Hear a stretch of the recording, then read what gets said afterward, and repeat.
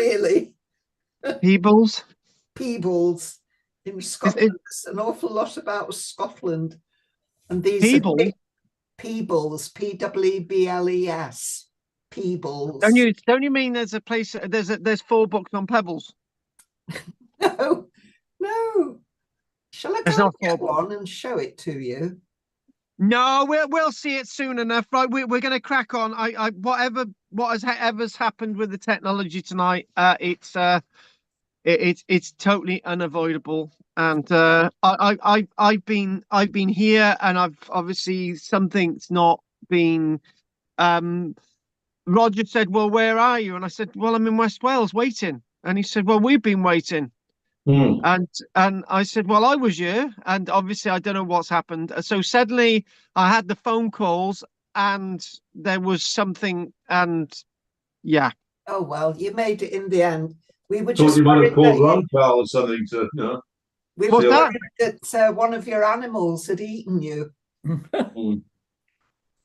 No, not this Not time, yet, not unfortunately. yet. Right, guys, anything you want to say? Because if we do an hour, then that's fine. So go for it. No, nothing. No, Nothing no. this week. No. Well, do you know the exciting thing Oh, would be?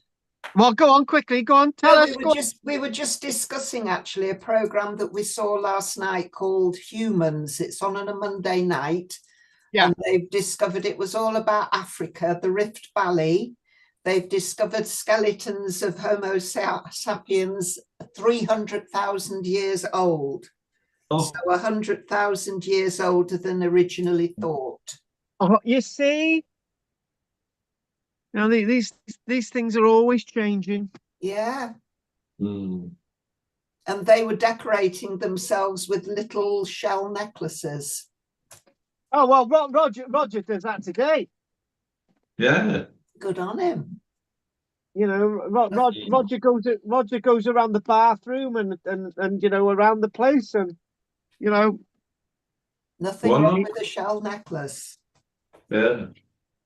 Well, Roger should know all about that. Yeah. Right. Okay. Andy's not able to join us tonight anyway. No.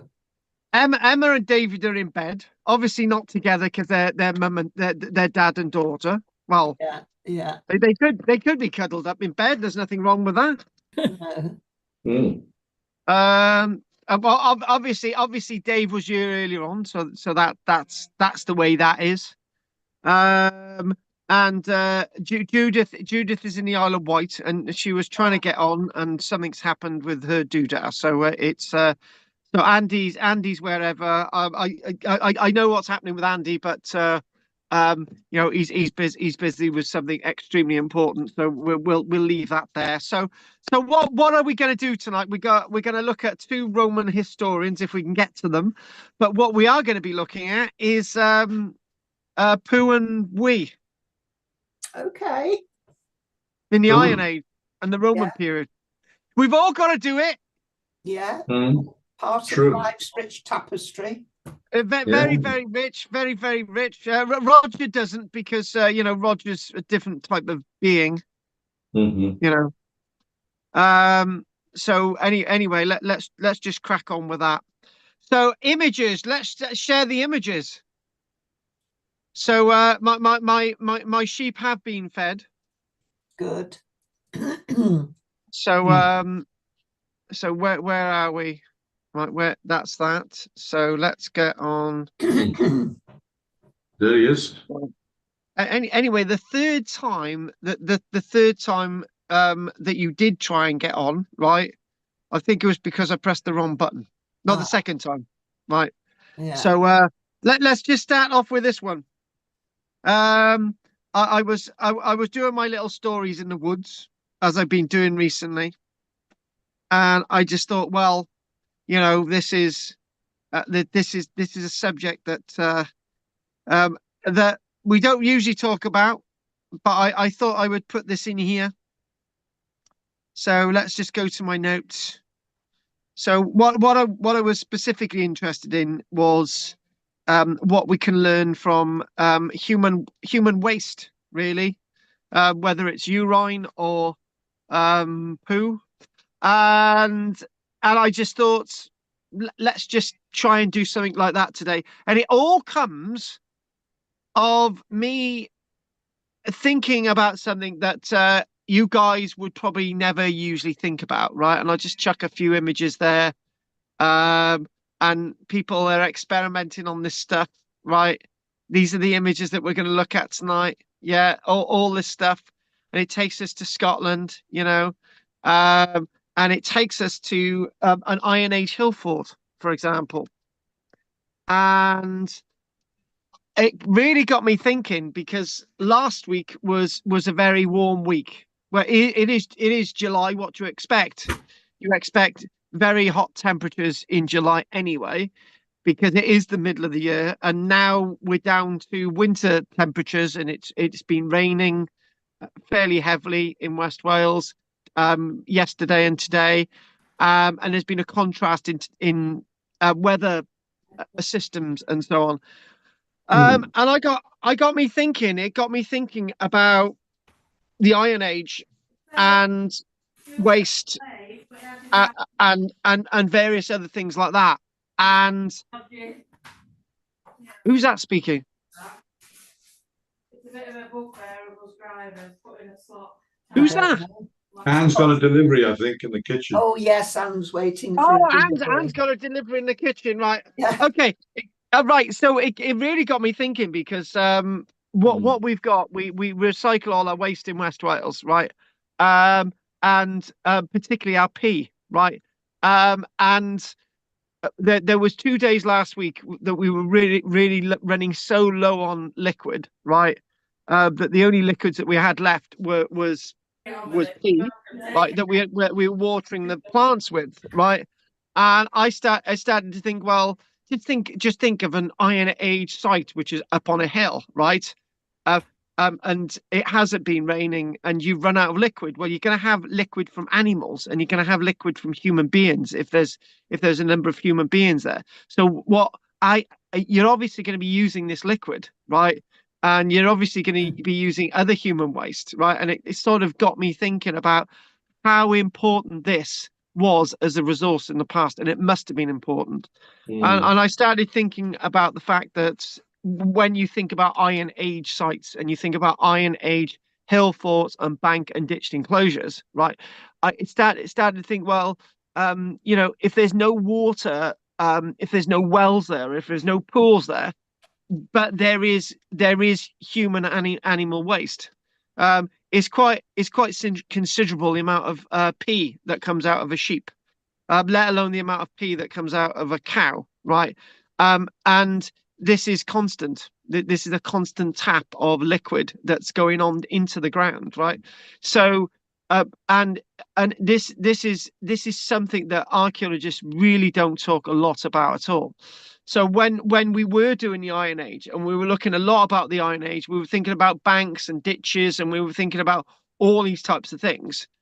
But one thing that we weren't talking about was what they were doing with their waste, their poo and their wee, their output. We weren't talking about it.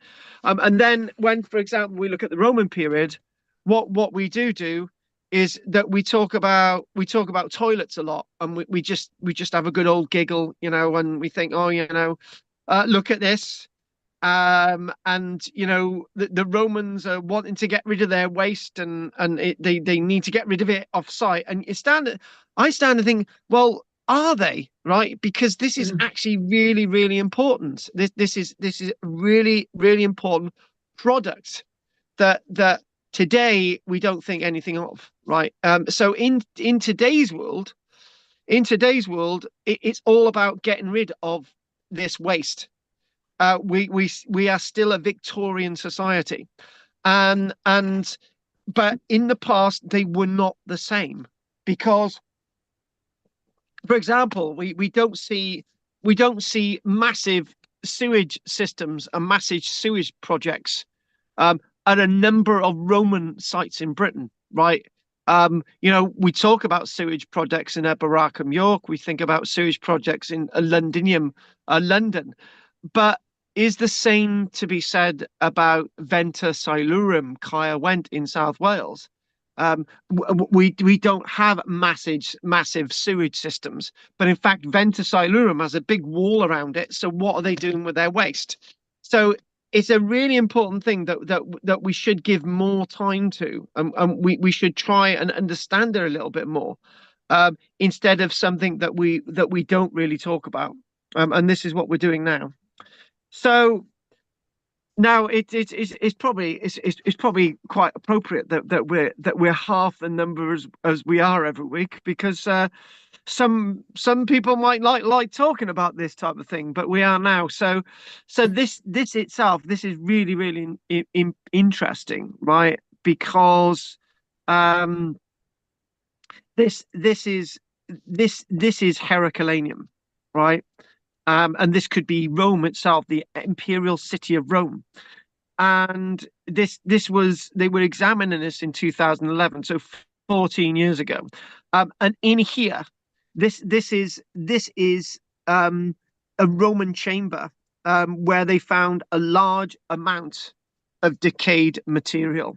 In fact, so much material that they at Herculaneum, Bay of Naples, so much material that it would take a lifetime to go through every single bag that they've actually recovered from this locality.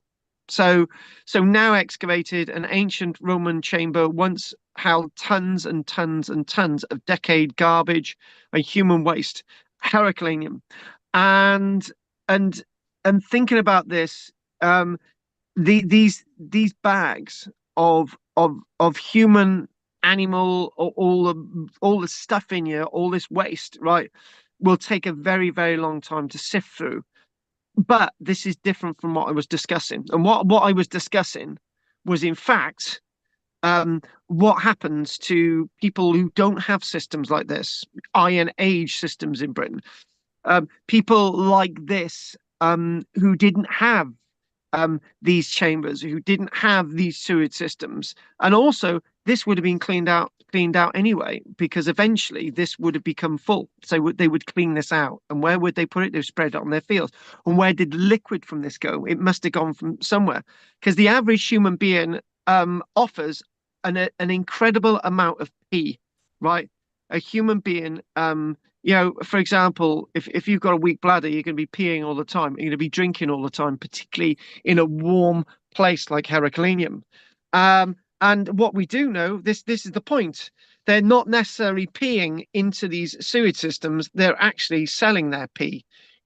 People they're using pee, for example, for laundry. They're using pee for a dyeing industry, right? So pee is massively important. So, wool, for example, a pee is really important for wool, and it's actually a little bit of a myth that ladies' pee isn't used, because ladies' pee is used. Ladies' pee is actually used, for example, with wool. For example, with the usage. Well, when you're working with various plant materials, when you're creating clothing. So again, this is something that we don't talk about, and this is what we're doing. So you might turn your nose up at sifting through hundreds and hundreds of sacks of human excrement. But researchers are doing just that in Italy, and happily looking at this, trying to get some information about this past world that we're talking about in regards to Herculaneum. So the unprecedented deposit is set to be yielding new insights into everyday life in the ancient Roman Empire, right? And again, we've got two bits of school of this. We've got what you're doing with your human waste when you don't have systems like this, and what you're doing with human waste when you've got systems like this. You archaeologists may be able to sift through this stuff at Herculaneum, but that's because Herculaneum was sealed on that fateful day, on the 24th of August in the year AD 79. So this was left there for people to look at. It wasn't left there deliberately for people to look at in future generations, because this would have eventually been dug out, and this would have been absolutely massively valuable. Can you imagine the vineyards that would have, a vineyard owner would have said, "Oh my God, this is a really valuable commodity," as much as the pea in Herculaneum was a daily valuable commodity, right? And it's again, admittedly, we don't really give this any time of day to discuss, because what we in archaeology, we talk about buildings, we talk about, we very rarely talk about animals, may I add. In all the presentations I've done, we you know, if we want to do a percentage of the amounts of times we've actually talked about animal bones and usages of animals in human society, we might be talking about 10% of the time, right? And that's it. When in fact, animals and their usage to human beings are probably 50% of the time, because we're eating them, we use them as draft animals in the field, we use them as pets, you know, animals. But we are very much interested in human waste, but animal waste equally as well, because in amongst this as well, there is animal waste. What's happening to the waste from the donkeys? What's happening from the waste? Is that being spread on the fields? Is that also going into these great chambers in the ground? So this is what they're analysing, right? So it might be unpleasant, but it isn't remotely unpleasant, right? And there's also another thing, right? When you're thinking about human waste or animal waste, after probably 6 months, the smell completely disappears. The smell from human and animal waste no longer exists. It completely disappears. For example, today, here's a thought. Today, we've actually packaged 2 orders of sheep shit, basically sheep manure, sheep guano, and that's just basically being sent through the post, and that's been there for 6 months, and it's rotted down, and the insects have had their bit to it, and it's created compost, right? And this itself is the compost that is really valuable, right? And again, there may be a reason, there may be a key reason why they've got these huge cesspits underneath Herculaneum, underneath the likes of Pompeii, right?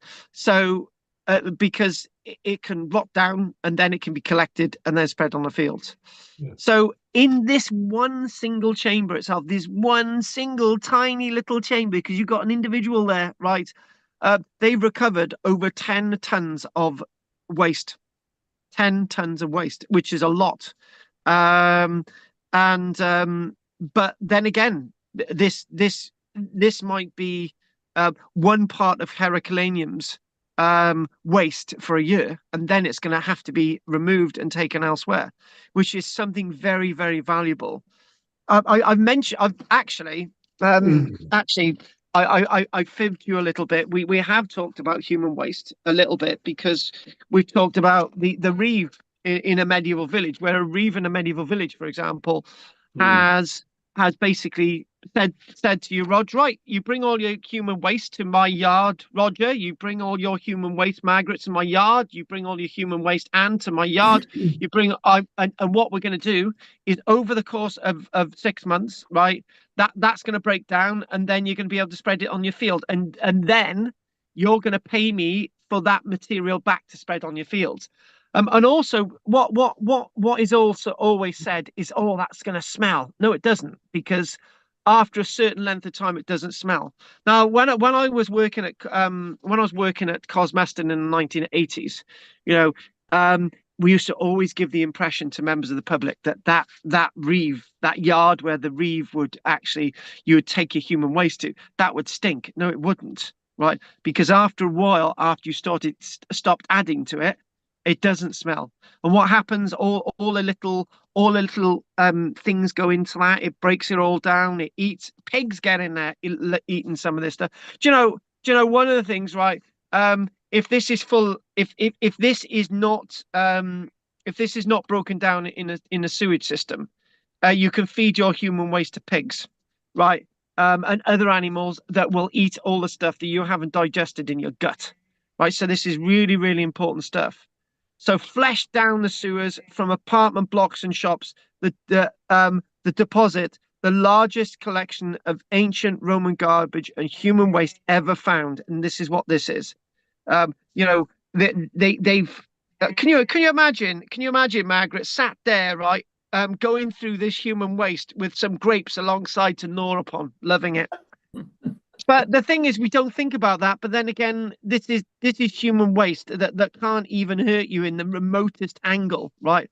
That's lost all its pathogens, that have lost all its nasty stuff, and therefore it's easy to analyze. So all this stuff built up in here, right, is flushed down from apartment block, from shops into this deposit, um, and this itself is sealed, right? It's there and it's sealed forever. So this catastrophic volcanic eruption of Mount Vesuvius that buried Herculaneum along with its more famous neighborhood Pompeii.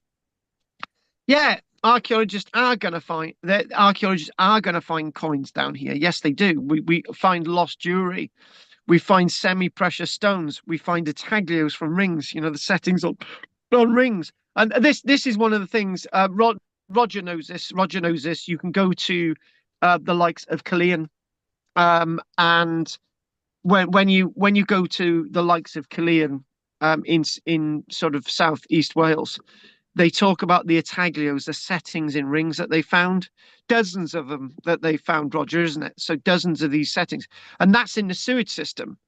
But at the same time, people are not talking about the human waste and other material in these sewage systems, which I feel is quite unfortunate, because this is what we need to be looking at. We really need to be looking at that. But when people are looking at these Roman sewage systems in the 1920s and 1930s, they're not looking for human waste. What they're looking for are those rings, are those semi-precious settings.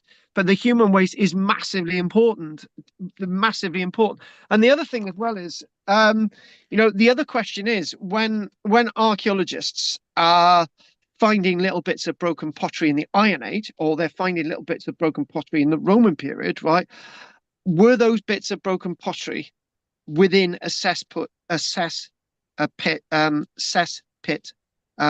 footing? Were they actually not just associated with material just being discarded? Were they actually associated with animal and human waste? And this is something that we don't really discuss a lot, right? So along with discarded household items such as broken lamps and pottery, you're going to get all this material alongside the dormice remains, alongside the sea urchin remains, alongside the remains that these people would have eaten fresh figs, right? So, this again, what they're analysing is all this material coming from a one-time district of shopkeepers and artisans, and the organic material has revealed just what your run-of-the-mill Roman might have eaten in a place like Herculaneum. And again, going through all that evidence is just giving you a little idea, a little bit of a snapshot, a bit of an understanding about what these people's average diets were all about. Now, there's one thing I can clearly say is that what they're looking at is probably a year's worth of shit. And I use the right context. Where there's shit, there's brass, right? And this is what we're talking about. This is very, very valuable for us archaeologists to really understand a world that is otherwise not really speaking for us. So this is the world. This is a Roman diet within the space of a year, right? So obviously this was going to be cleaned out every single year. So can you imagine if they if, say, for example, there was another city down the road and that was covered by Vesuvius a year later, right? We'd be able to compare what they're eating a year later with what these people are eating a year earlier. So again, within them, amongst all of that, they're working out things like fennel. That's an important ingredient for soups. That's an important ingredient for the likes of bread. Obviously fish. Fish is a massively important part of the Roman diet. And figs, again, that's going to be a massive part of the Roman diet. So as they're going through all those bits of samples, they're going through evidence of lots of seeds, evidence of lots of bones, evidence of lots of shell. And other remains suggest Herculanean residents had a diverse diet. and also what they're coming across there is that's from another side. What they're coming across there is the tiny bits of evidence of that they ate mutton, you know, like the meat from my one or two of my oldie worldy sheep in West Wales.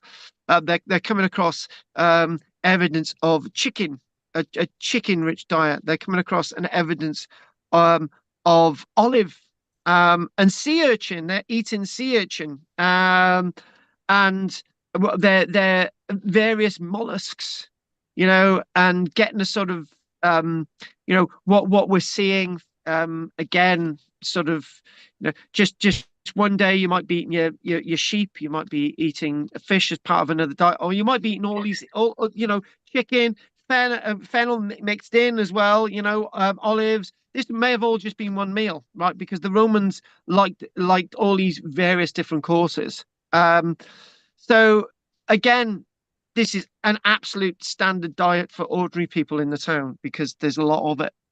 Um, and again, if you're a servant, you might be eating what's left from what everybody else is eating, and that's really really important to get an idea that everybody's diet is going to be really really mixed within a place like Heracleum, and we're proving it. It's not just what we're finding on mosaics and frescoes.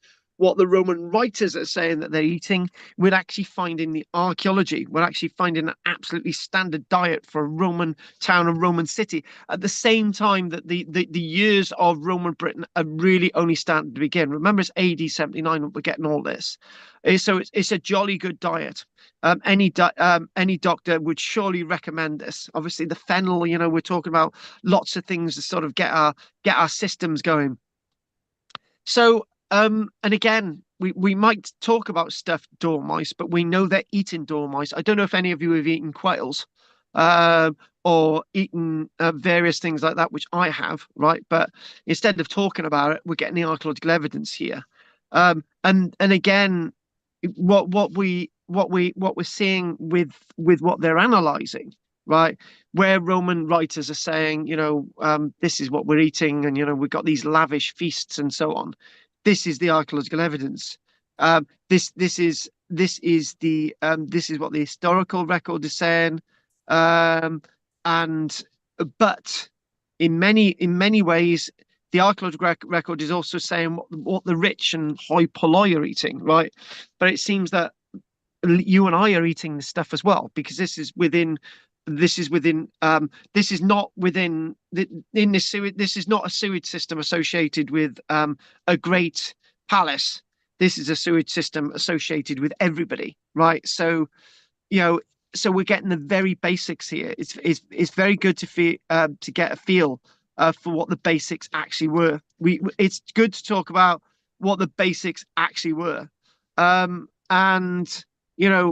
this is the thing, the foul stuff of history with the foul stuff of evidence, the foul stuff of information, that this underground, right, measured 70 meters long, 1 meter wide, and about 7 to 10 feet, 2.5 meters in height. And the large underground structure was first thought to be part of Heracleum's drainage system. However, no outlet was ever found. So it's all piling up, and it's all piling up. It's piling up, piling up. And actually, right. And actually, this is a trick, right? I living lots of people living in the countryside. It's a matter of dividing your solids with your liquids, right? So if you can divide your liquids from your solids, right, you've got more storage space. And I'll tell you a little story, right? The Romans knew this, and the Victorians were only learning about it, right? Even though in the Victorian period, the likes of Dr. Snow, and you're looking at the outbreaks of cholera in London in the 1850s, going into the 1860s. Um, yeah, we're the Victorians are almost trying to deal with their crap, right? But there are systems being devised in France a little bit later on, that basically say that if you can get systems, right, that if you can clearly divide your solids from your liquids, then the solids will sort out themselves, right? And this is what the Romans already knew, right?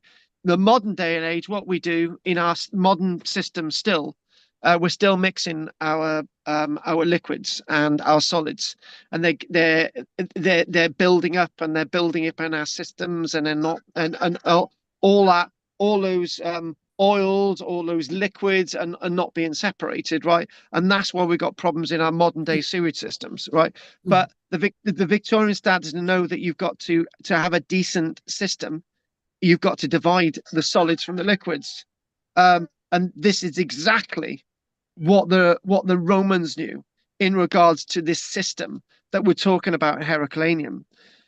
So the liquids were divided. That's what we're saying. The Romans clearly knew that you separate your liquids and you put your solids down here, right? So there's also another thing as well, is that is another fact, right? When you've got your solids divided from your liquids, it's your liquids that give a catalyst to for your solids to smell, right? So if you're able to divide your solids quite soon on, right, it starts to break down, but you don't have the foul stench, right? So in other words, the Roman cities did not stink. They knew systems that we don't use today. And again, I'll say it again. We are so backwards with our Western way of sanitation, right? That we've got something to learn from, for example, something like this. But we already know it in the countryside. It's just people in cities don't. So all the foul stuff from latrines and all the rubbish thrown down the chute accumulate and compost, as in a septic tank, basically, but without the liquid. So again, they're excavating all of this. And the other thing as well is that's a point that I've just completely missed, right? If you mix solids with liquids in a system like this, it soon overflows. But if you divide your liquids from your solids, you could probably get a year's worth of material in here, which is quite nicely going to just break down, and then you clear it out. Then the following year, you do the same thing. So it's liquid and solid division, which is really, really important. So the waste was excavated and put through a series of upgraded sieves by the team.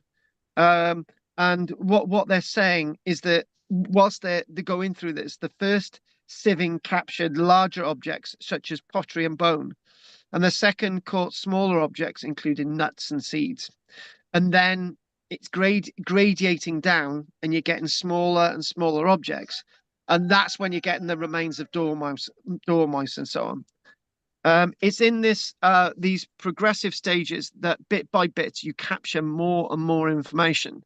And the finer bits of information is where you actually start to get the parasitic eggs, right?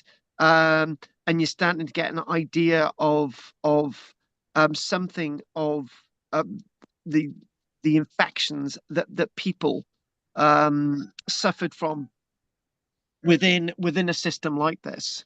So what they're saying is that it's going to take them decades. This is back from 2011.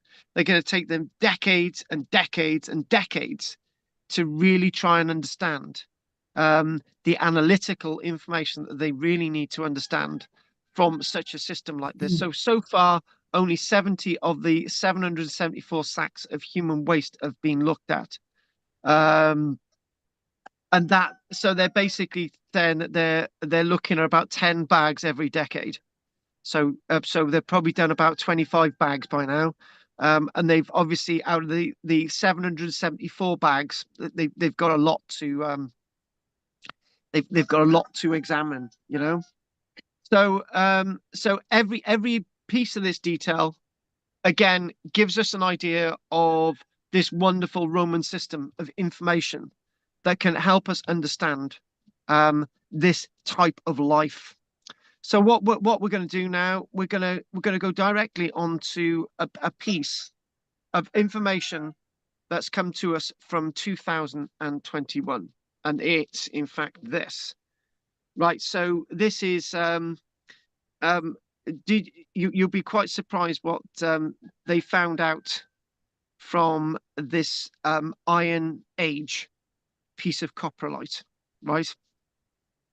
They found out, for example, that people in Austria ate blue cheese and they drank beer as people in Austria do today. So the sophisticated ancient fecal matter that was being analyzed in 2021. So sophisticated ancient feces shows humans enjoyed beer and blue cheese 2,700 years ago. And this is actually, I know. Well, the last one that we looked at was, 774 bags of waste, and this is just one coprolite. But that one coprolite can give us an idea of one person's diet, and if this one person's diet is representative of the community, then it really gives us a good idea of what these people were eating in the Austrian Alps. And this is likely to have been from an Austrian Alp salt miner back 2,700 years ago, which is smack bang towards the beginning of the Austrian Iron Age. So what they found within this, with what they can work out, that these the residue and slight residue that this was a miner within a society that they were working bronze and that they were working iron. So again, this excrement is evidence. What they found is no secret that beer and blue cheese go hand in hand. And it's quite surprising that this is what they found within the analysis of this coprolite associated with an Austrian miner who was mining the salt mines.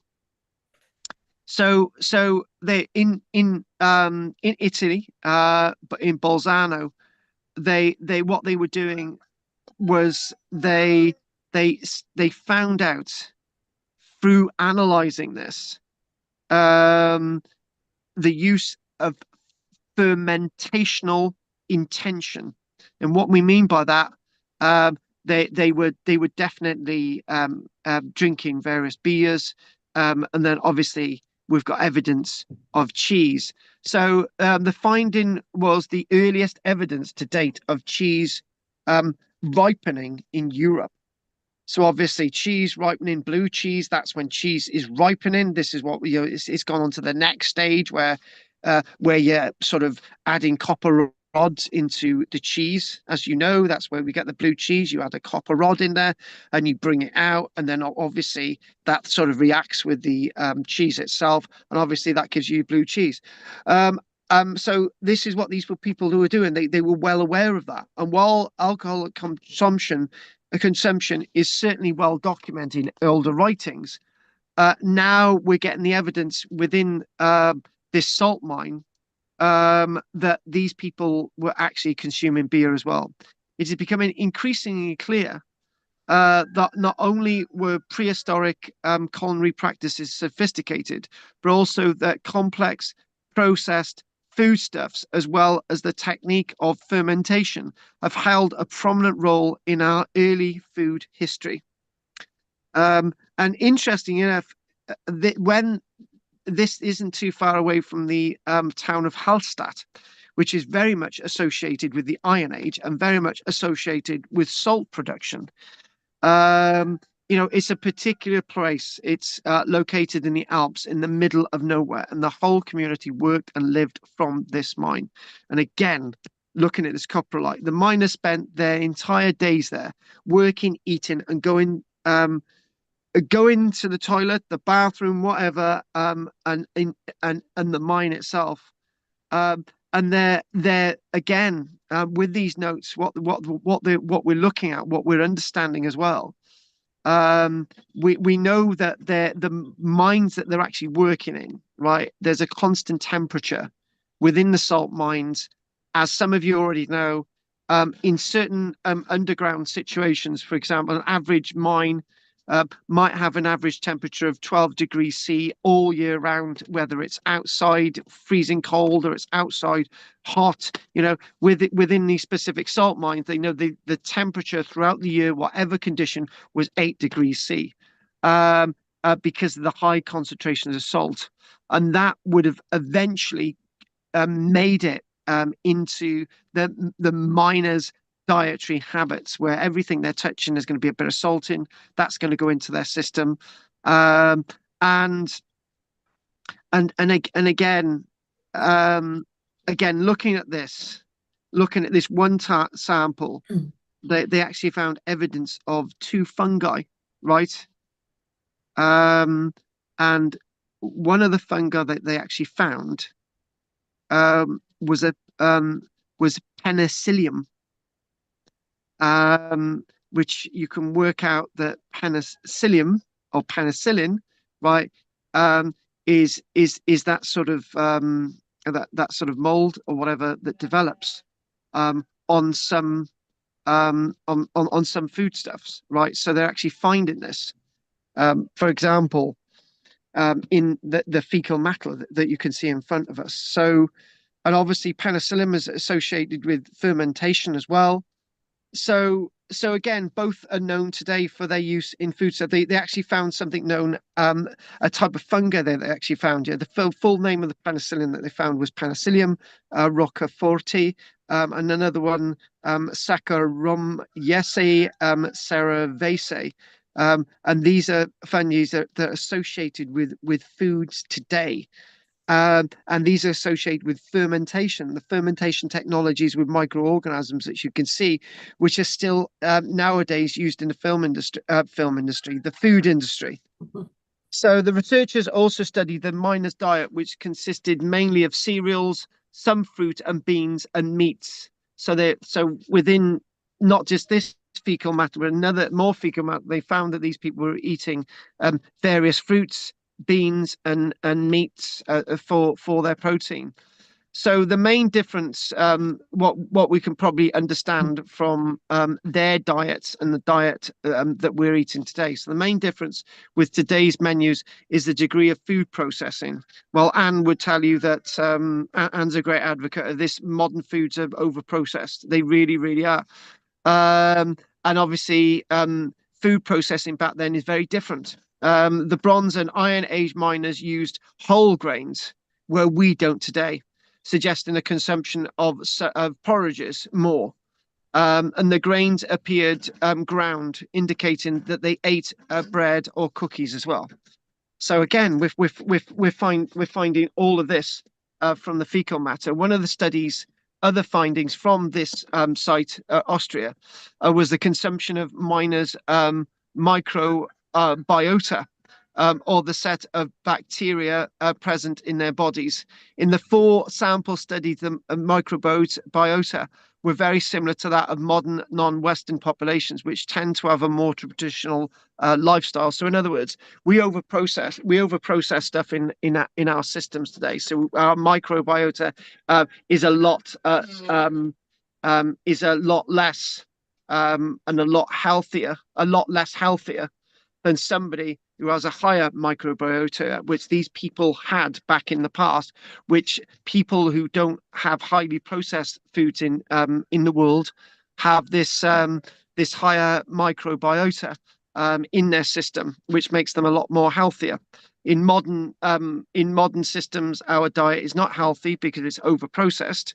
But you can see that these people in the mine, for example, were very, very healthy people indeed. And you can actually tell that from the fecal matter that they've actually associated with this mining site in this Iron Age site in Austria.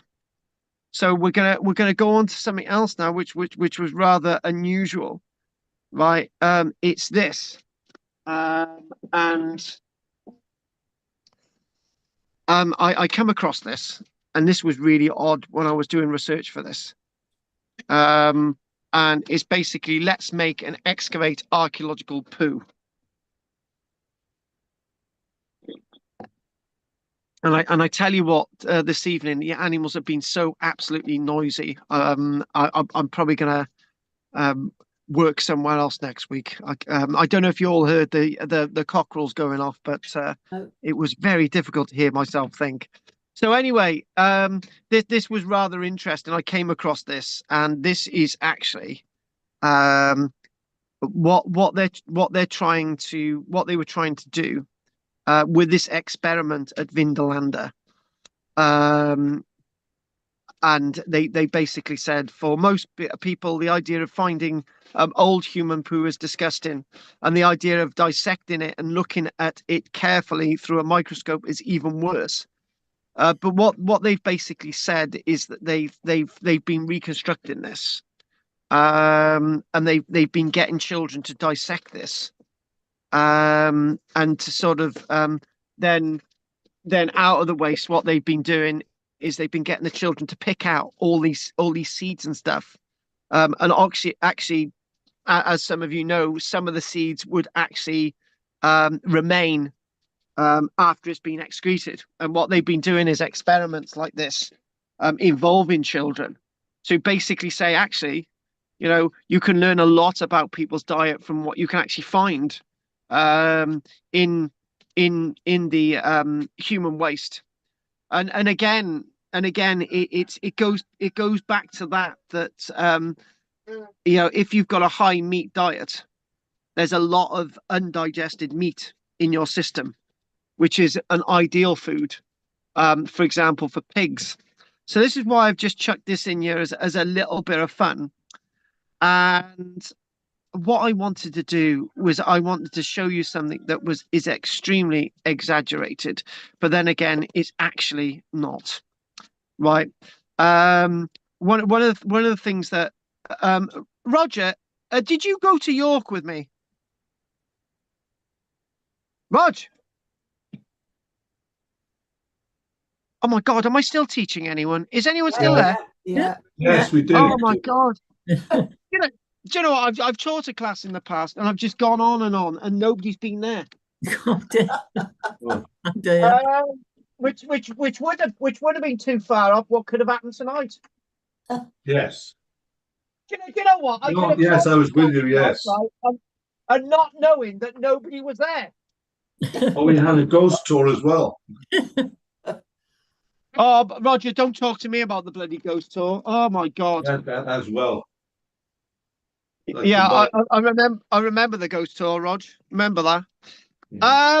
Now I just as I was doing this tonight, I just thought what I wanted to do is break up the massive level of that we've done a lot of history stuff, and we've done a lot of names and Spartacus, and we've done a Hannibal, and we've done we've done a little bit about Roman historians, and we've done this and that. So I thought, right, what better than to look at something like this, and this, to get you an idea of this, this fossilized Viking feces is estimated to be over 1,200 years old. It's not an Iron Age, but look at the size of that.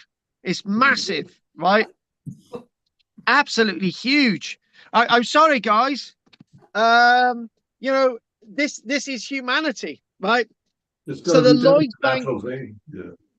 Yeah, exactly. So the Lloyd's Bank coprolite is a large coprolite or fossilized specimen of human fecal matter recovered by the York Archaeological Trust while excavating the Viking settlement of Jorvik in northern England. The specimen was dated approximately to 1,200 years ago and offers insight into the dietary practices of Vikings during this period. I know this has nothing to do with the Iron Age or the Roman period, but then again, people in the Viking period did exactly the same thing as people in the Iron Age and the Roman period in every bit of human history, and that's go to the toilet. So this was discovered in 1972. And this coprolite itself was found associated with the site of Coppergate, and where the Jorvik Viking Center is, and this is actually displayed there. And this is the largest example of a fossilized human feces ever found. Amazingly enough, Margaret, if you were to handle this and wave this about throughout the streets of Arnside, you'd be waving something around like a truncheon. This is 20 centimeters long. Grief. You can't make it up. I've got a ruler here, right? God. I've got a ruler here, right? Do you know how wide this is? It looks very wide. This is 5 centimeters wide. I'd say he had a bit of a rough passage there, wouldn't you? Hey, I'm looking at 20 centimeters. That is. Do you know what? Right. Do you know what? I was no, yeah, use that one there. Do you know what? I was yeah, I'll tell you a little weird story, right? There was this guy, right? He came to clean out my toilet one day, right? And he got really crude, and he was saying, "Oh, I went to the loo the other day. This thing that he was describing it. I'm not going to go into the detail. He said it was 5. He said it was this wide, and he was describing this, and I just thought, yeah, what he was describing was something like this, right? And he said he had to get his hand down the toilet to push it around the bend and all sorts of stuff, right? Yeah. Yeah. I'm glad you're saying yeah to that bit, right? So So yeah, this is that world, you know. Yeah, but it's all this, part of nature. Like the old days, they spread stuff on the fields, and even in Africa, the certain monkeys take out the nuts from elephant poo. Do they? Yeah, monkeys take out the nuts from elephants' poo. they've eaten a lot of stuff which they don't digest, and a lot of nuts, seeds left in the Right. poo, Yeah. so they go through it and eat from there. Mm. In Africa, yeah, it was on the TV, one of the Attenborough thing or something. Well, we Well, can't digest sweet corn, can we? Sweet corn is Wait, comes out as sweet corn. or tomato pips. Mm. Yeah, whatever. It's that's nature's way. Yeah. Waste nothing. Guys, as we're talking about weird stuff, right? I was where I was living in a flat in Barry years ago, right? There was this guy had a knock on the door. He said, you know what's been going on? I said, I don't know. He said, I had to unblock the sewage system the other day, right? And somebody's been dumping whole tins of peaches down the toilet, right? Oh. And he said, if I would have known that they'd been dumping it down the toilet with all the rest of the human waste, right? He said, I would have eaten them, he said. And I'm thinking, what the hell are you on about? So in other words, somebody had been dumping all these peaches down the toilet, and that's what blocked up the system. Wow. What?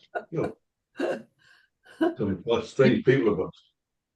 Yeah. He actually said, have you been dumping peaches down the toilet? I said, do I look like the type of person who can afford to open tins of peaches to dump them down the toilet? Crazy. So anyway, so again, we've worked out 20 centimeters, 20 centimeters long, right? 5 That's centimeters close. wide, 8 and that's inches when is it's funny. dry. That's when it's dry. Good Yeah. Lord. Go. Oh. So it's obviously shrank since then. So so the analysis of the stool has indicated that its producer subsisted largely on meat and bread, despite evidence suggesting that other people at the same place and time had access to fruits, leeks, shellfish, and nuts. So that if you want to compare back to the Roman period, you can think, right, there's lots of evidence that eating fruits in obviously the Roman sewage system in Herculaneum, and shellfish, and obviously probably evidence for nuts. Not so much sure about leeks, but probably. And the stool had undergone mineralization, unlike some other human coprolites, which are preserved by desiccation. So, in other words, mineralization is that some of the actual properties, some of the actual properties have actually changed from their original properties into a mineralized form. And but what you usually get with human waste is it dries out.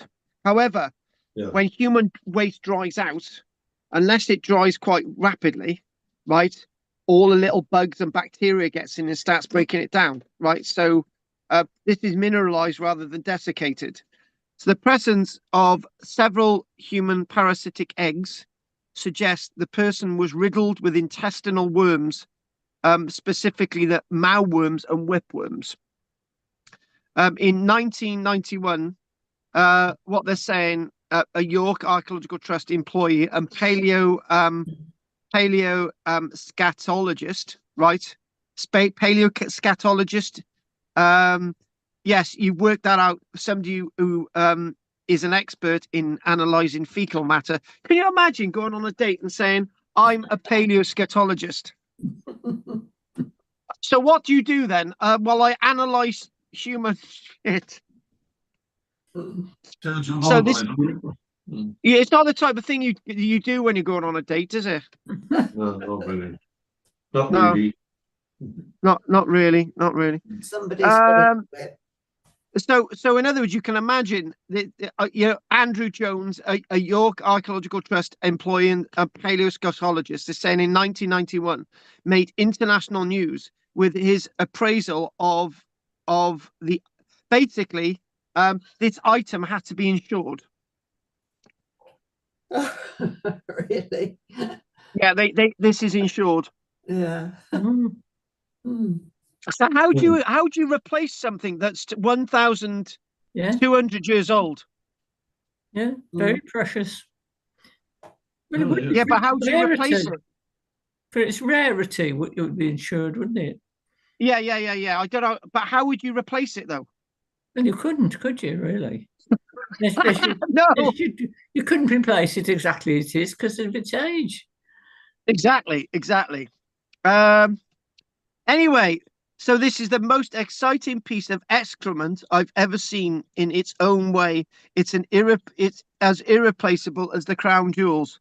Well, actually, you can't really destroy the crown jewels, but you can destroy this. That's the point. So the layers that covered the coprolite were moist and peaty, and the archaeologists also recovered preserved timber, textiles, and leather from the site. And the specimen was it's been on display. We probably would have seen it. I'm not sure I ever have, but in 2003, the coprolite broke into 3 pieces after being dropped while being exhibited to a party of visitors. Oh, for God's sake, no! They glue it together. Yeah, they glued it together, and efforts were undertaken to reconstruct it. Can you imagine? Right? Hang on a minute. How does that work? So somebody's like holding this thing, and then it breaks into 3. I can't work that out. But they I just told it thought with pliers. They'd use pliers. Well, they'd have gloves on, wouldn't they? And as you say, it doesn't smell. No. So that's basically that's in a perspex box. That's huge. It is big, yeah. Goodness me. Anyway, let's go on to I the reckon next. they had giants then. It must have been, must it? They must have had giants that we hear about in fairy tales. Yeah, I think it does belong to a giant, right? Yeah. So, what I'm thinking of doing is that I've got 2 other things I want to look at, and then because you guys sort of we won't go on a massively lot longer now tonight, but fossilized dung clues to secret lives of pets in the Iron Age. So the coprolites this is something completely different now. So this is so coprolites found on a site in Scotland on an Iron Age block in Scotland known as the Carns. And the guy who's still excavating this is a guy called Martin Carruthers. He's the guy who used to be one of my lecturers at University of Highlands and Islands, and this is one of his sites. And this is based on work in 2016. So coprolites that they found there could be the feces of dogs that helped to control vermin at the Iron Age roundhouse. So fossilized dung and earth at an Iron Age broch could provide interesting information on the diets of animals and humans that once lived at the site. So archaeologists believe the species were left by dogs or cats that helped to control vermin toward the end of occupation of the roundhouse on Orkney. Now I got to be honest with you, you don't need too many cats to control the rats. In fact, our cats, we've got two cats. One of them is capable of wiping out a whole population of rats. Anything. Uh, eh? Rabbits. Yes, we've got one cat that has wiped out a whole population of rabbits. Right. So you only need one cat. You don't need to over exaggerate. Just because you've got lots of bits of samples of the coprolite unearthed at the South Ronaldsay site, known as the Cairns. But this image itself is samples of coprolite excavated at the site. Amazing, this.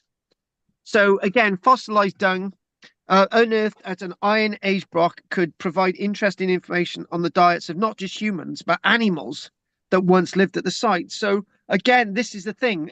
Finding animal fecal matter is, I would say, as important as human fecal matter. It really, really is. Because we just don't talk about these animals enough. We really, really don't. We just don't talk about them. And hopefully when we're sort of getting really into the Roman stuff, we can talk more and more about these animals.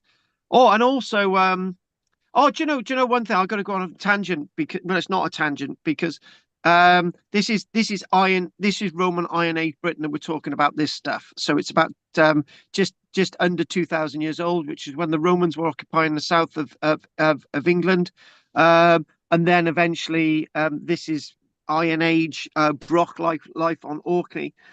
But one of the things that I mentioned last night on my YouTube stuff, I mentioned along the lines of, did the Romans and Iron Age people have gardens? And I basically said yes, and I did a little video on it last night. And one guy asked me the question. He said, "Look, Carl, what about tracer plants? What about plants that tell us that these gardens once existed in the Roman and Iron Age?" And he's dead right. You do actually find evidence of plants that can tell us of gardens in the Iron Age and the Roman period. And again, when you're finding and you can also find out, you can also work out, you don't need the animals to tell us animals lived in this building. You can actually just look at the coprolites. Right, so they found out now that the fecal matter behind from dogs and cats equally to control the vermin at the site. Then again, these cats and dogs may have just been pets. They even though we're talking about the fact that they may have been there to control vermin, but people had pets in the past. We know that. We've already done that. We've discussed that. We have. So examination of dung could reveal what kinds of scrap foods the animals were thrown by the Brock's residents. Because obviously, cats and dogs are very curious little things. They want to eat everything. And the coprolites are among several interesting finds that they've been finding at this site known as the Cairns. And let's have a little look at one of the buildings. Now, Martin Carruthers is still working at this site, and this is an image from 2016. So he's been there for a long time. In amongst the human waste and animal waste that they've been finding is bones and teeth, and amongst all of this debris, right? Martin Carruthers said the coprolites were not the most photogenic of the discoveries, but added that they were still an important find. He said about this evidence. Here we go. Here's another quote. He said, "They tend to lose their integrity quite easily when they're just a couple of thousand years old, rather than petrified as stony fossils if they're a great deal older. However, when you do excavate these things properly, you can actually get really good evidence of the coprolites telling us of medium-sized mammals like cats and dogs being held at the site. And they tell us something of the conditions prevailing inside the broch during its use, at least towards the end of its use, in that there were animals probably feeding off the waste products of human food and even human waste, as well as probably keeping numbers of vermin lower as well. And there's basically what we're talking about is South Ronnersley. It's got South Ronnersley there. The tip of South Ronnersley is where the site the Cairns is, and basically South Ronnersley is now joined to the mainland up north. But that's another thing altogether. So the other useful things about these coprolites is that their contents may well give us additional proxy information on the foodstuffs present in the broch, as these animals will probably be eating scraps from the human diet, and equally food being given to the animals to keep them alive at the same time. So one of the pieces I want us to do tonight, as I said, we'll obviously due to our untimely problems with this tonight, is that I just wanted to bring this little story in here from last year. It was. This is a site that was excavated last year. This is a site called Nestcliff, which is a hill fort project, which is outside Shrewsbury. And I wanted to drag this in. So you've got these two sort of big storage systems in front of us, and they've been excavating here. And one of the things with this site is that they have been excavating this site for quite some time. And what they've got is clusters of roundhouses signaling domestic occupation, that they had thought they might find that they've been looking at this, and a well-trodden site indeed. And one of the things, the reason why I wanted to chuck this in here, and the reason why I brought it in as a bit of evidence to talk about, human and animal waste, is that we don't talk about it when we talk about hill forts. What we do is we talk about the pits in the ground, we talk about the walls, we talk about other things like this, and archaeologists might be talking about this large stone plinth at the site that they think might actually be a shrine, but again, in amongst all that pottery, in amongst one or two gemstones that they found at the site, in amongst all the other stuff that they've been doing at the site, is trying to work out their everyday things going on at this hill fort site. And again, it goes back to the question I started off with: are they separating their solids from their liquids? That they must be. And the other thing as well is lacking human and animal waste being excavated at these sites must mean that they've got a disposal rate for this evidence. Or is the evidence left behind of bits of pottery and all the rest of it that may have been mixed in with the waste, evidence that it was being stored at the waste and not being dealt with? But when you think about it, is that animals and human beings do provide a large amount of waste at these types of archaeological sites, and it's a very important material that you can actually use when spreading on your fields. And so again, it's like this contrast with being, reason why I got these slides again, this contrast at this site that they were excavating last year, this site near Shrewsbury, is to talk about the basics where they're talking about a shrine, but what about the every other day stuff? What about them wandering around eating food? What about the byproducts of all of that? Again, thinking about ramparts, right? So we think about the solid things, but what is less solid is how they're doing everyday living, and this is one thing that archaeologists need to be thinking about more. It's not just about gateways and posts, and this leads us on to coming up to the last image. Yeah, we love gateways and reconstructions again, but thinking about every other day aspects of these people's lives. And I then started to think, right, let's move on and think these two images here. So you've got these three images, that one, and that one. So what are these three images got incensed? Well, this is a site known as Trier Kerry on the Llŷn Peninsula, right? And this is a site that I've mentioned, and it's smack bang on the top of a hill, right? I went here with my daughter Bethan and Michelle, right? And it's really high up. And Roger, don't go. Roger, don't go with me to a hill fort, Roger. Remember that, Rog? Yeah, I got lost. you often do. Can you remember that day, Roger, that you arrived back to the cars with Owen, right? And I got lost. I could not find my way back. In the wood. Yeah. Yeah. Well, Have to go back in and find you. yeah. Don't ever go to a hill fort with me, Margaret. It's just not worth it, right? But anyway, the point is this site itself is up on the Llŷn Peninsula, right? And the one thing about this site up on the Llŷn Peninsula is that there's all these, it's up on the top of a hill, right? And the point is, it's got all these round houses and all these square buildings, all the way through the Iron Age, all the way into the Roman era Britain. We've got all that evidence for, over hundreds and hundreds of years, probably up until about AD 500, probably from about 300 years BC, so about 800 years of evidence. But again, not a single person is talking about the disposal of human waste.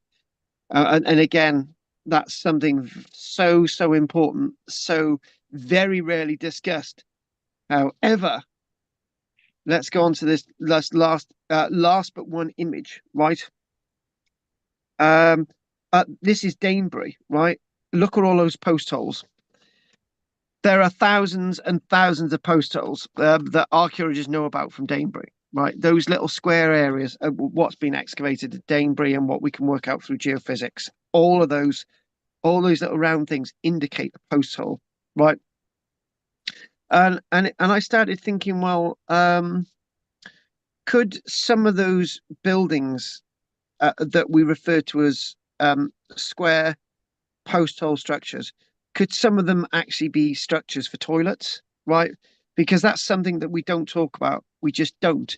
I can remember in probably 99% of all the presentations that I've done on the Iron Age, I don't think we talked about the disposal of human waste once. Now, okay, those post holes represent storage for grain, right? They represent maybe buildings that people lived in. Some of those structures may have been associated with structures for storing hay, right? But when did I mention structures that were used as toilets? When did I mention? And the other thing as well is if you've got a structure, right, that is used as a toilet, why are there no holes in the ground, right? You see my point? So they must have been going into something. They must have been going into some kind of trough. The waste, the liquid and solid waste must have been going into buckets, right? And then that's taken away and spread on the fields, or it's dealt with in a different way, right? Because in absence of evidence, okay, let's just be quite cheeky and say, well, people went to toilet in the Iron Age, or didn't they? They did.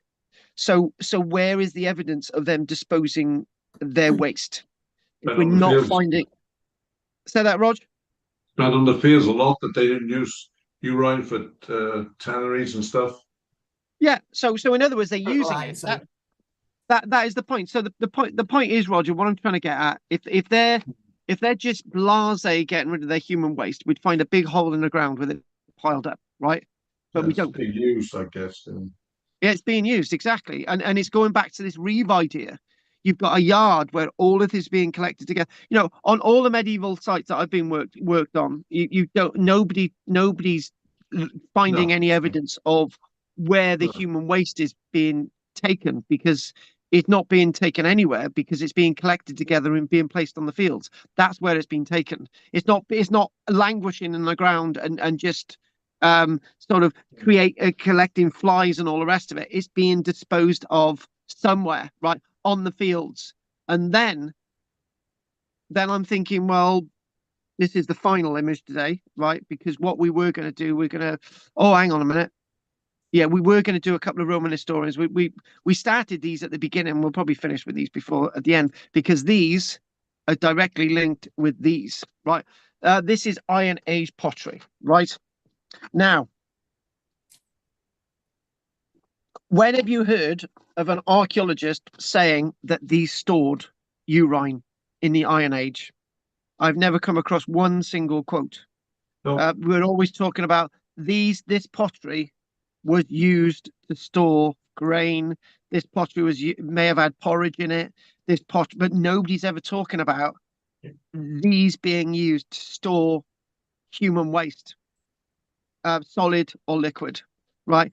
And I think this is something that we need to tackle, because somewhere along the line, it's being moved from here using something like this to a field, because they're not going to be using their hands, are they? So is it going to go in wooden buckets? Is it going to go in a wooden wheelbarrow? Wherever it's going, however it's being disposed of, it's being taken somewhere, right? It's being spread on those fields. And also, Roger, I think the answer is quite clear, right? You know, when I if any of you ever done archaeological work with me on the field, right? Roger has, and you're going out in the middle of the field, and somebody finds a bit of medieval pottery, they find a bit of Roman pottery, and they're wandering along, and I'm basically saying, oh, that bit of pot has been mixed in with all the waste that they spread on the fields, right? Well, how about that pot being actually the pot that they actually used to put the waste on the field, right? And then they thought, oh, sod this, and he just chucked the pot away, and then just broke into a load of pieces with the human waste in. Job done, Bob's your uncle. That may sound a bit exaggerated, but it might be closer to the truth than we know, right? So that's to be thought about. And just think about it, spittoon. A one single spittoon for one person in a night can get quite filled up quite quickly, particularly if you drink a lot of alcohol, right? And these things are going to need to be emptied quite quickly, right? And this is all part of human nature, and it goes back to this, where you've got I was reading something today, and it basically said that there's no indication at all that Roman sewage systems assisted Roman civilization in one way, shape, or form, right? In other words, what we're saying is that even though the Romans pretended to be very cleanly, right, it may not have aided their health in many ways, right? The systems that aided people's health were people in Iron Age situations, right? And Michelle and I, we listened to this guy who's from Sweden, right? And it's inspired me, right? And it's inspired me to start thinking about, I'm going to get some Roman costume and so on. And I'm going to start to sort of think Roman, and I'm going to Iron Age, and I'm going to wander around like this. And he basically said, well, Iron Age people, he's actually talking about Viking people, but the same difference is he was saying, the Viking people in Sweden, right? They try to avoid danger at any situation, because if you slip and you break your arm, right, and you get gangrene, you're dead. If you slip and you break your leg, how are you going to be able to plow in a field if you can't fix that leg, right? And he's got a very good point, right? So cleanliness and health for people outside the Roman Empire allowed them to survive, right? So what makes them any better or any less than these people in the Roman era that came on to bring their civilization to Britain when we probably didn't need it in the first place? Just one last thing to think about before we finish tonight, right? I've mentioned Caliva Atrabatum, and that was going to be a city that was going to be developed by local people without the aid of Rome, if Rome had never ever conquered Britain, right? And then you start thinking that maybe their sense of cleanliness didn't need to rely upon sewage systems flowing through the city of Khalifa Atrapatum. It may have relied upon systems that they had devised over hundreds, if not thousands of years, that simply meant that their human and animal waste was disposed of in a far superior way than any sewage system was able to dispose of waste, for example, in the imperial city of Rome. On that note, we're going to call that a day. And actually, amazing enough, we've actually gone to where we're going to do a load of other Roman stuff, but I'm glad you stayed on.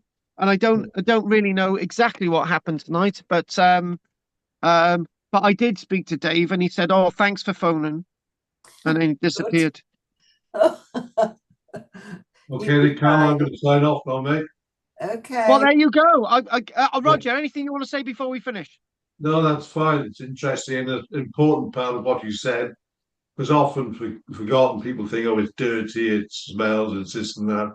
But that's what made or broke societies.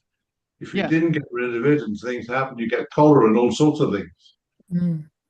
As well as nature has planned to destroy all this naturally. When you just leave it somewhere, it'll just waste away, smell goes, it breaks down, and that's it. It's all paid for already. But when we come along and try and hold it or stop that, you get troubles. And you can use things like you write for tanneries, maybe other things, and breaking down the products of fecal wear. Well, okay, that can still be used different things in a way, but it's got to be stored before it can be used. The difference is living in the country where you can use it more. In towns, you can't. Haven't got the fields and stuff, so it becomes more of a problem. The storage and use of it, which in the country you can dispose of easily. But then again, it's the way we think, isn't it? So you know. Yeah. Anyway, see you all next week. Night, Roger. Night, Roger. Bye. Night, Roger. Bye. Thanks for hanging on, Roger, as well tonight. All right. And then bye. Good. Thank you, Rog. Cheers, Ed. Be good. I'll be good, Rog. Right. Anything from you, Anne? No, I think it was interesting to get such a mundane part of human life, that it is important, isn't it? Yeah. And I suppose another thing, I wonder, when you're looking at these civilizations, surely the difficulty of it all would only come when we begin to live in communities where we're in the same place and more people together, when it becomes a problem to distribute it, because normally the animals will just drop it anywhere they're walking, wouldn't they? It's and it wouldn't matter. But yes, it's an interesting topic, wasn't it? Yes, it was, Anne. And anything from you, Margaret, before we wish you the best of luck with the likes of Emma and David coming up? Well, I saw that there's a program called Living in the Wild, I think it's called, with Ben Fogle.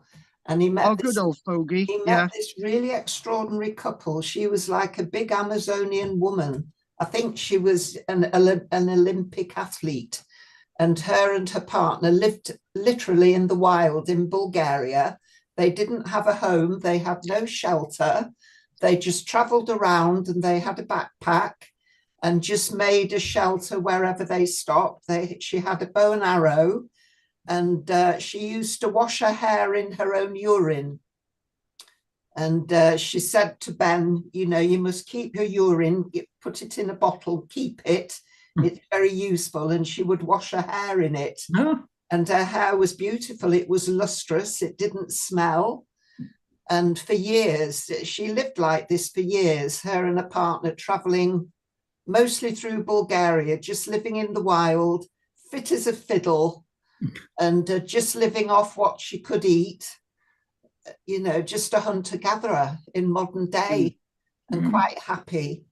And I presume she's still at it, I don't know, but she was quite a physical specimen.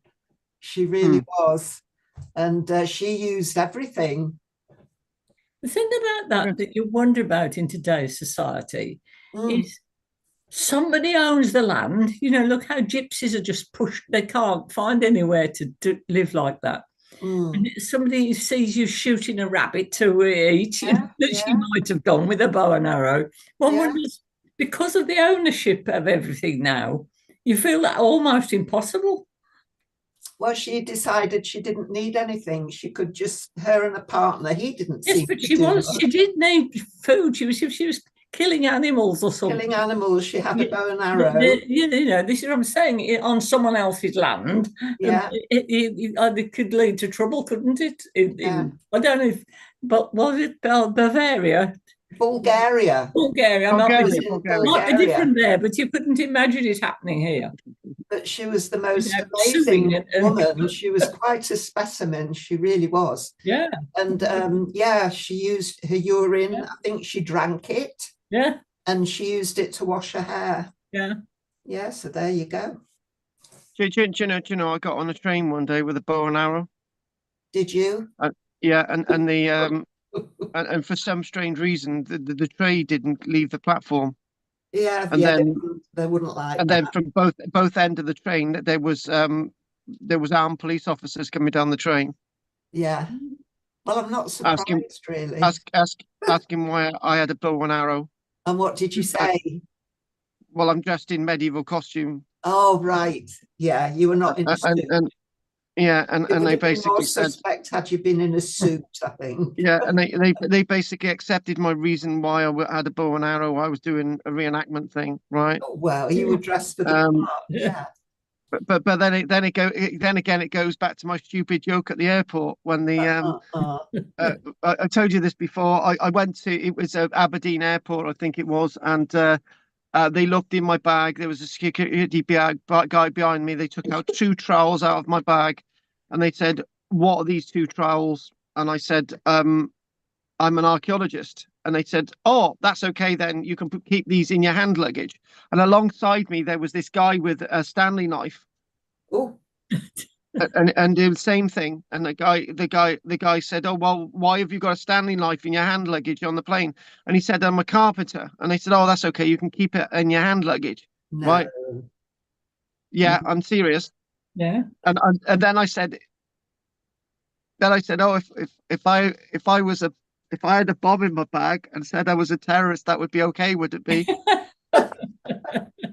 and then the manager came over and said, "If you say that again, you're going to be arrested." Oh. Right, okay then. Sorted. Anything else anyone wants to say before we finish? No, that was very interesting. Yes, Thank you. and glad you came in the end. As I say, we Yeah. were abandoned it, so it's been nice that we got together and got it. Well, done. we were just worried that something Yeah, terrible we had were. happened We to wondered you. something happened to you. It could be the. Yeah. I don't know. Yeah, it was a bizarre set of circumstances. I apologise for that. Why But is bird poo always white? what? Why is bird poo always white? It's not always white, but yeah, it is white a lot of the time, Really and all it's white. I bet basically if I ate what they did, mine wouldn't be white. They probably. but basically when you think about it, chickens do. For example, chickens are birds, females. Obviously, the calcium is used to create eggs, so maybe they might excrete this white. Hang on, I'm being told something now. Hang on, you tell me. Okay.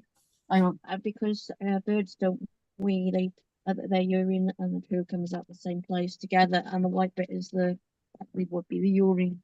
So in other words, yeah, that's right, It's Mr. wee and Yeah, poo so mixed up. yeah, it's urine and poo mixed up. So obviously the white liquid is going to represent their urine, their urethra excreta. So yeah, so Well, that's been explained. It's set Obviously, like concrete. If you get it on your car, it takes a hell of a lot of scrubbing to get it off. you get it in your hair. Oh my God. Oh well, we've learned something else tonight about bird poo. Yeah, bird poo, exactly. Yeah. Exactly. It all comes out the same hole. Eggs. Yeah. Mating. Yeah, but all different shapes, Carl, aren't they? Every animal's poo is a different shape. not just the consistency. You can, I mean, these Oh, experts, sheep shit. Pellets of sheep. Yeah, that's right. Yeah. and rabbits. I mean, these Yeah, experts, round little things. they, Particularly. they can tell. These experts can tell which animal's been where by the shape. Yeah. Of There the was a poo. book. There was a very funny book done for children with Yeah. poo and identify a picture of poo and which animal. And the kids loved it. You can imagine talking about that. Yeah. Yeah, Michelle used to get rabbit poo. She used to cover it in chocolate and give it to a little boy down the road. Well, you can tell a lot from poo. I mean, every time you go to the doctor, they want a sample of one or the other, don't they? Yes. Right, so here's something.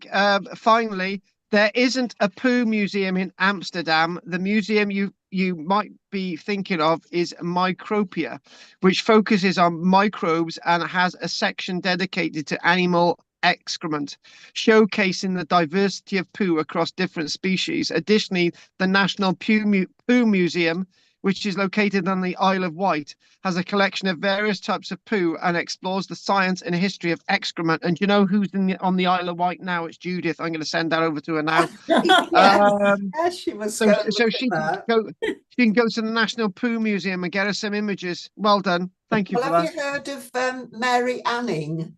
She was a simple woman that lived on the Jurassic coast, and No. she found all the dinosaur bones that they're in the British Museum. She found the first Ichthyosaurus, is it called? And she found the first dinosaur coprolites, and I think she named them coprolites. And she was a very good friend of Reverend Buckland. So she was from right. period. Oh no. Yes, and he helped her a great deal. And she did the most beautiful drawings of, I think, coprolites and of the dinosaur bones that she found. And she got to be an expert and opened her own museum, but she was from a very poor family. She wasn't educated at all. But she was world renowned for the knowledge that she built up herself just from the things that she found. Amazing lady. Great story, isn't it? Great story. Yeah. Have you heard of her, Anne? No, I haven't heard of it. She's called Mary Anning. Mary Annie. What? Hang on. What town is this museum on the Isle of Wight? Oh, the Poo Museum. Yeah, because she's going to go. Is it Ramsey? Is that Ramsey on the Isle of Wight? No, that's on the Isle of Man, isn't it? Poo Museum on Isle of Wight. Of Wight. I've only ever been there once, years and years ago. National. Oh, Ride. It's on Ride. Ah, yeah. Oh, she must go to that. Yeah, on Ride it is. Yeah. Yeah, she tried to get on. I don't know what bloody happened to her. She tried tonight, did she? She tried to get. Yeah, she tried. Oh well, at least some of us made it. Yeah.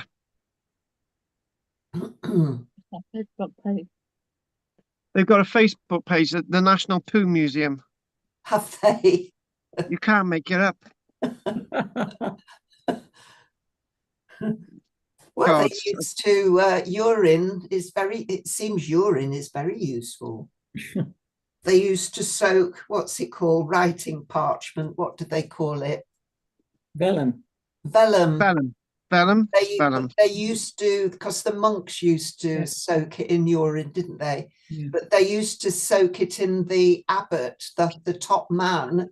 It had to be in his urine. It was a better quality. It couldn't be any old monk.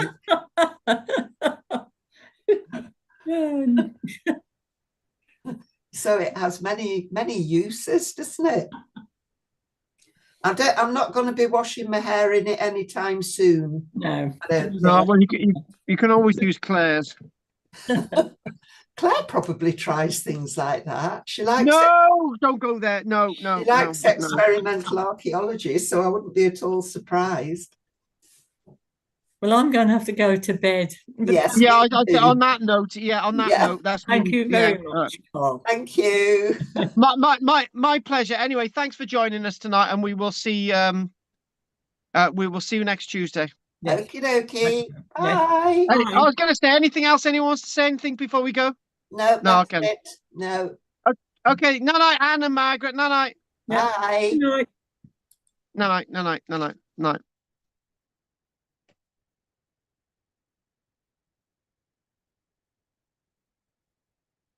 Anyway, thanks for anyone joining us online. Don't forget to like and subscribe. And anyway, what was I going to say? Yes. So anyway, looking at that window 1, nothing 2, nothing, nobody written in that one, nothing written in that 3, 4, 5, 6, 7. Anyway, Nostar, don't forget to like and subscribe. Night night.